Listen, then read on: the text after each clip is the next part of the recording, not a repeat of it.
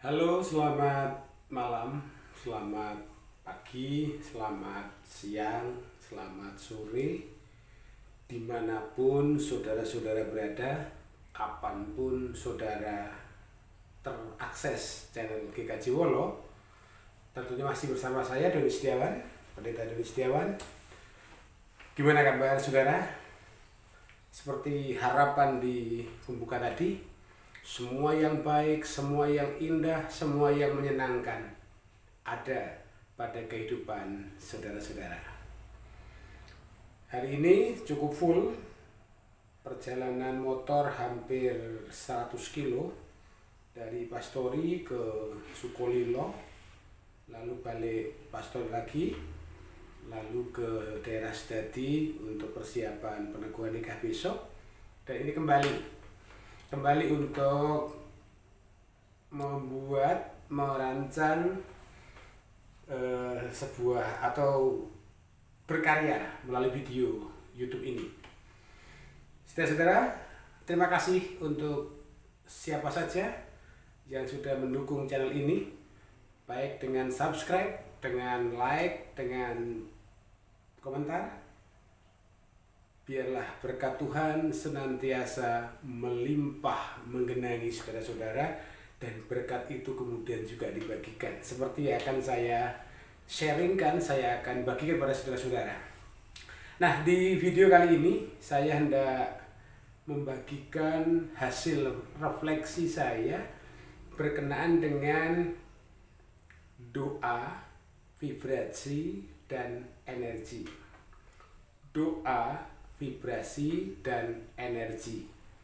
Nah, sharing saya berpijak dari cerita narasi di Markus 8 ayat atau bagian terakhir,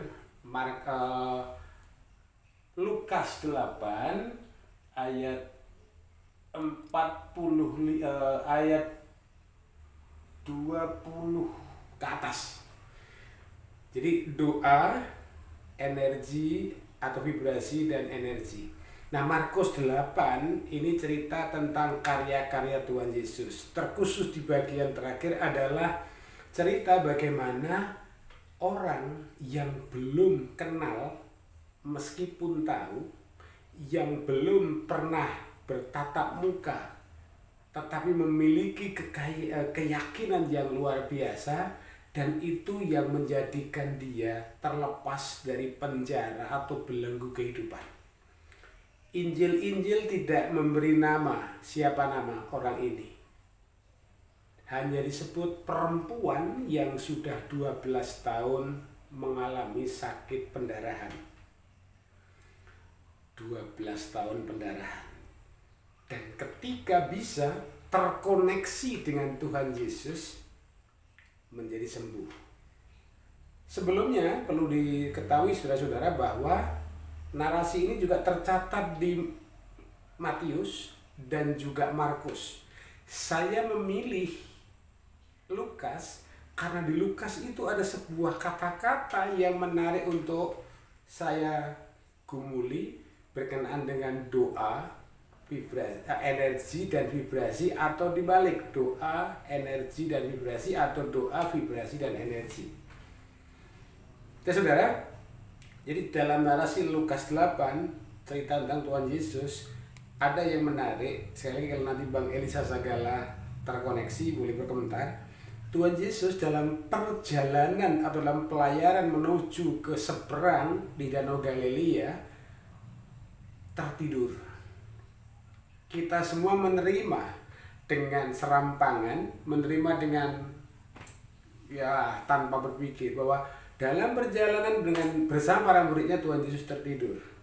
Tapi saya kok curiga, sebenarnya Tuhan Yesus tidak tertidur, tetapi sedang bermeditasi atau sedang sadar napas. Tapi itu mungkin di konten yang berikutnya. Yang mau saya bagikan adalah setelah menghentikan badai, lalu kemudian sampai di seberang, sampai di Gerasa, lalu Tuhan Yesus dimintai tolong oleh seorang perwira. Kalau tidak salah namanya Jairus. Kalau ada yang salah secara informatif silahkan saudara-saudara benarkan. Tolong anakku, pokoknya ada yang sakit, jangan lupa. Cukup kau perintahkan saja, karena aku seorang prajurit. Tetapi Tuhan Yesus nampaknya pengen hadir, pengen ada di tempat orang sakit itu. Nah, di konten ini yang mau saya bagikan adalah dalam perjalanan itu orang banyak berbondong-bondong. Jadi orang banyak sambil dalam perjalanan ke situ, Yesus didesak-desak orang yang berumur kira-kira 12 tahun hampir mati. Dalam perjalanan ke situ Yesus orang banyak. Jadi orang banyak mengikuti Tuhan Yesus, dan pada waktu itu saking banyaknya orang berdesak-desakan. Nah, perempuan yang sudah 12 tahun sakit pendarahan juga ada di situ. Saya yakin perempuan itu sudah pernah mendengar cerita tentang Tuhan Yesus, pernah mendengar mujizatnya dan karya-karyanya, dan itu yang menimbulkan keyakinan. Dalam bahasa saya di konten ini adalah perempuan ini mencoba untuk menaikkan level frekuensi vibrasinya untuk sama dengan Tuhan Yesus. Doanya seperti itu. Beda kalau doa zaman sekarang. Doa tidak lebih dari proposal, minta, dan minta.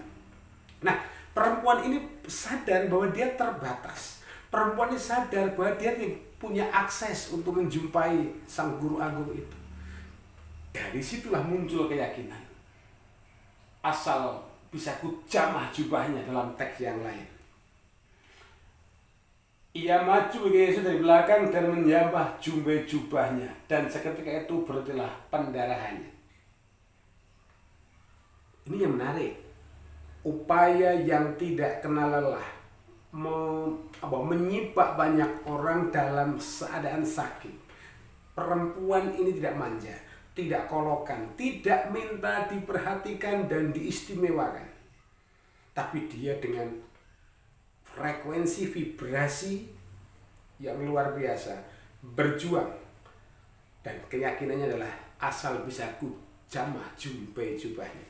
Dan benar, ketika perempuan itu akhirnya bisa menyentuh jubah Tuhan Yesus, Yesus kaget.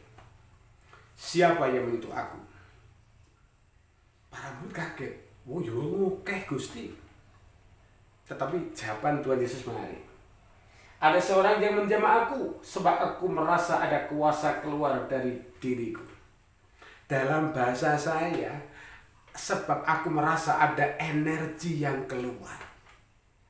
Perempuan ini dalam ketaatan, kepercayaan, keyakinannya menaikkan level energi dengan vibrasinya sampai seperti Tuhan Yesus. Dan ketika ada koneksi melalui jubah, itu tersalur, saudara-saudara. Terakses dengan energi ilahi Tuhan Yesus Kristus, menjadikan perempuan yang 12 tahun sakit pendarahan sembuh. Di video yang lalu, sebelum ini, mayat terlempar karena orang yang gotong takut musuh, tersentuh tulang-tulang Nabi Elisa. Tulang-tulang Nabi Elisa dalam semangat energi yang kekal kemudian terkoneksi menjadi medium atau men-trigger mayat itu lagi. Nah, melompat ke perjanjian baru ini, perempuan ini doanya adalah dia meyakinkan diri bahwa hanya dengan orang itulah aku bisa sembuh. Aku tidak mau kolokan, aku tidak mau manja. Dan akhirnya terjadi. Nah, saudara-saudara, refleksi kita untuk sekarang adalah bagaimana doa kita. Doa kita kadang-kadang tidak lebih dari proposal. Kalau nggak proposal, laporan. Tuhan, kami sudah bangun. Tuhan, kami mau makan. Tuhan, kami mau kerja. Tuhan, kami mau ibadah. Kalau doa adalah dialog, maka itu tidak masuk kategori. Dan silakannya sekarang gereja tidak begitu peduli dengan apa yang namanya ruang-ruang meditasi, kontemplasi. Perhatikan dalam ibadah gereja kita saat teduh berapa detik. Karena kita sudah tersibukkan dengan segala sesuatu yang serba tergesa-gesa. Nah, melalui video ini saya hendak menambah cakrawala pemahaman bagaimana energi yang kemudian tergetarkan oleh vibrasi yang tersambung dalam kesatuan frekuensi menjadikan apapun pergumulan menjadi selesai. Perempuan yang sudah 12 tahun pendarahan, dia meyakini bahwa asalku jamah jumbe jubahnya. Saya nggak tahu apakah dia belajar meditasi, vibrasi, energi, tapi dari laporan Injil Lukas ini, saya yakin ada titik kepercayaan si perempuan ini bahwa dia memiliki vibrasi Kristus. Bayangkan saudara, 12 tahun pendarahan. Saya pernah operasi ambeien tahun 2015, harus transfusi 11 kantong, lemesnya minta ampun. 12 tahun pendarahan dan tidak ada yang peduli. Dia sendiri berjuang di antara kerumunan banyak orang, tetapi yang jelas imannya atau vibrasinya itu terhubung atau bergetar pada getaran yang sama dengan Tuhan Yesus. Dan sekali lagi melalui video ini saya mau menyadarkan atau memberikan membuka cakrawala bahwa kata-kata Tuhan Yesus menjadi menarik kalau kita sekarang kaitkan dengan spiritualitas, energi dan vibrasi. Siapa yang menyentuh aku? Sebab ada kuasa, aku merasa ada kuasa keluar dari diriku. Lalu pertanyaannya adalah sejauh mana kita berupaya meningkatkan vibrasi seperti perempuan 12 tahun yang sakit 12 tahun pendarahan ini? Sudahkah kita berjuang segigih dia dalam pergumulan pribadi, keluarga, gereja, masyarakat? Sudahkah? Atau jangan-jangan kita hanya melakukan doa-doa formalitas yang terlihat baik tetapi tidak ada energinya, tidak ada vibrasinya, tidak menggetarkan apa-apa. Oleh karena itu, saudara-saudara, jangan alergi dengan istilah-istilah baru atau istilah yang ada di sekitar kita. Selama ini, gereja alergi dengan meditasi, gereja alergi dengan istilah energi, frekuensi, vibrasi. Melalui video ini, saya hendak menambah cakrawala pemahaman. Tidak akan mencerahkan siapa sih saya, tapi yang jelas catatan Lukas 8 menyadarkan kita bahwa Tuhan Yesus memiliki energi ilahi yang tak terhitung dan itu bisa diakses siapa saja.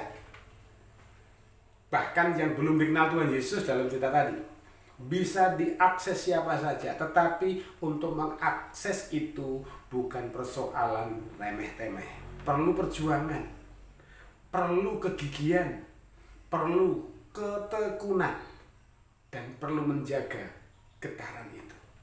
Perempuan itu tidak mutung ketika orang banyak, tidak mau memberikan tempat. Perempuan itu tidak mutung ketika tidak ada yang peduli. Bayangkan kalau dalam kehidupan bergereja kita, gereja mundur misalkan, nggak berkembang, ya karena Pak Pendeta nggak peduli. Kenapa kita nggak autokritik? Oh, sudah apa yang diberikan untuk gereja Tuhan? Nah, ayo kita menyadari bahwa kita diberi energi yang harus kita rawat, kita kembangkan. Kita naikkan level energi kita seperti energi Tuhan Yesus Kristus. Karena dengan menaikkan level energi, vibrasi yang bergetar adalah vibrasi Kristus, vibrasi ilahi. Dan ketika terkoneksi, maka apapun persoalannya, pergumulan saudara-saudara pasti akan terselesaikan. Saya kira cukup sekian. Berkat Tuhan senantiasa melimpah untuk saudara-saudara. Sekali lagi terima kasih untuk siapapun yang telah terlibat, baik tripod, baik layar yang sudah disiapkan, sekat untuk kamar, baik mikrofon, dan siapapun yang mendukung dalam doa, dalam apapun. Berkat Tuhan melimpah. Jangan lupa, ayo bersama-sama kita kembangkan channel ini. Subscribe, like, komen, dan share. Tuhan memberkati.